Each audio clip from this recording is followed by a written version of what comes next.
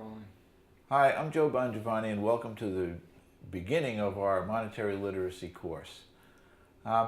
In establishing the monetary literacy course, the first objective that I have for the listener, for the reader, for the participant in our discussion about the money system is to provide and to establish an identity among all of us with the money system that we have today.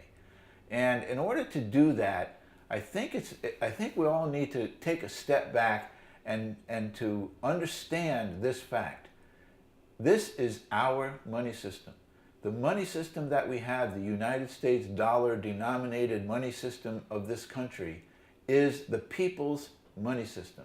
The money system belongs to the people of the United States of America. Too often we get the notion, or we get the feeling that our role is to be the consumer, to be the customer, to participate in the money system, not that we own the money system. And I want to emphasize that fact. We own the money system. We fought a revolutionary war for the right to establish a sovereign country, a country of sovereign people, and in so doing, the right to establish our own money system. And we won that war. Brave men fought and died for the right of the people of the United States of America, this United States of America, to have our own money system. So until we can recognize that fact, that it is the people of the United States of America that own the money system, we're not going to be able to make progress. We need to overcome the identity crisis that we have with money. So I'm going to say this again. This is our money system. This money system does not belong to the bankers where we go to use it.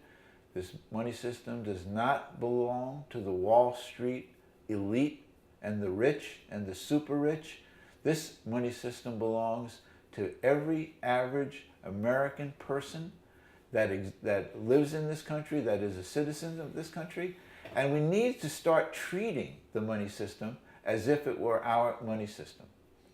Now, since we established our money system in this country and the constitutional right of the people to control the money system, acting through their Congress, we have had more than 200 years of experience of various forms of the money system's operation. But the worst machination, the worst iteration that we've had of a money system in this country is the system that we have now, which is the system of the private Federal Reserve bankers. And what has happened is that although the people have the power and have the ownership of the money system, we have empowered Congress to act on our behalf. And our Congress has abdicated the right of ownership of the money system that we had in this country, that we established in this country, over to a group of private bankers. And that is the cause of the problem that we have today, because there's no way that the private bankers want to treat the money system that we have in this country as if it was part of the commons of the people.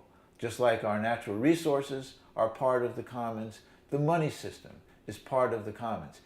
Each and every taxpayer in this country has a right to participate and a right of ownership and an equal right to have a say in what happens with the money system.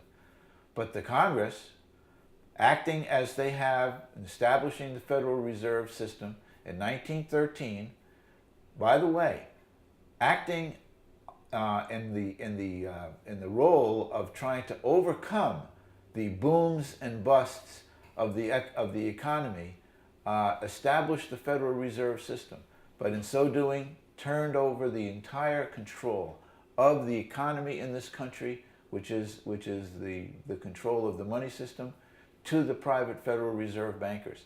And ever since they've had the control in this country, they have issued all of the money in this country as a form of debt.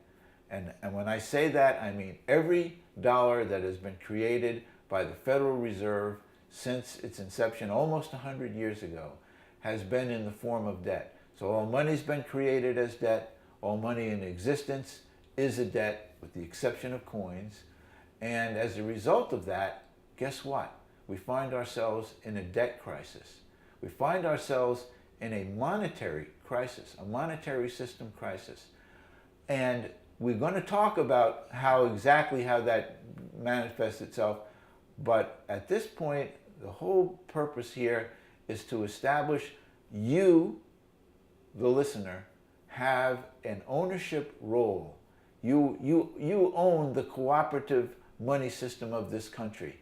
And we've turned it over to the Federal Reserve bankers for almost 100 years, and we need to take it back.